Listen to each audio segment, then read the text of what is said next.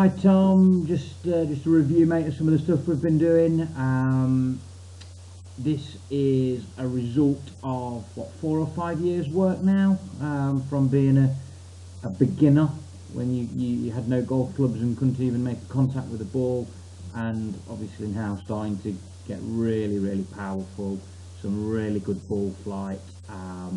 You're going to love the look of these swings. I know we went over it in the studio earlier, and we're just fine-tuning now, trying to synchronize everything, trying to get everything together and connected and working in sync. So there's a few points, but you're gonna love the look of this.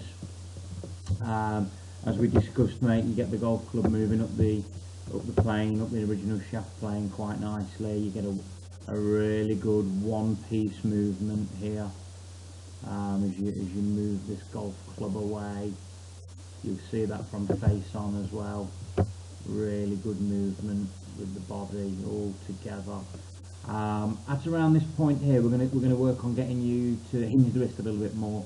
When we were younger, mate, we used to call it the L.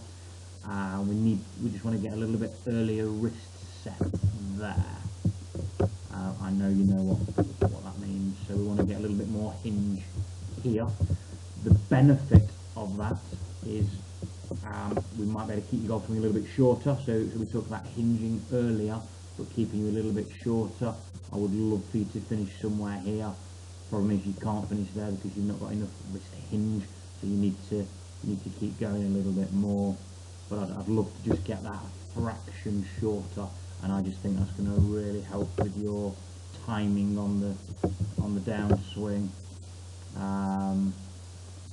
You'll see that just as you're going up that little bit further, your head moves a fraction as a result of that little bit of length.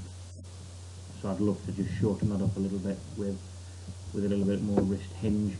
As you come down into the ball, your initial movement's really good with your ankles and your knees and your hips. So you're really starting to turn down to hit the ball. Fraction steep, but we're gonna get you a little bit shorter, and I think that will help. Just think from here though, Tom, you as we discussed, you stop rotating. I'll wind that down, face on. If you get a little bit more wrist hinge, you'll have a little bit more lag. So as we discussed, you've lost a little bit of your lag here. You've lost a little bit of your, let's call it your L. I think if you hinge it a little bit more on the backswing and set that angle a little bit better, and you're a little bit shorter, I think as you start to pivot your knees and ankles, I think you'll have a little bit more lag here to the golf club, as we talked about earlier on. And then from there, mate, we just need to keep getting you turning. I think you stop a little bit here. I think your upper body stops and stands up a little bit. We need to keep you pivoting through the ball. We need to get your right knee a little bit more advanced, a little bit more weight in the inside of that right foot.